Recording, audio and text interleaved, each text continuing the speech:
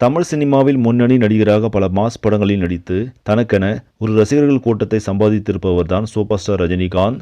தாசே ஞானவேல் இயக்கத்தில் லைகா நிறுவனம் தயாரிப்பில் தற்போது தனது 170வது படமான வேட்டையன் படத்தில் நடித்து முடித்திருக்கிறார். இந்த படம் வரும் அக்டோபர் 10ஆம் தேதி தமிழ், தெலுங்கு, ஹிந்தி மற்றும் கன்னட மொழிகளில் வெளியாக உள்ள நிலையில் வேட்டையன் படத்தின் இசை வெளியீட்டு விழா சமீபத்தில் நடைபெற்றது.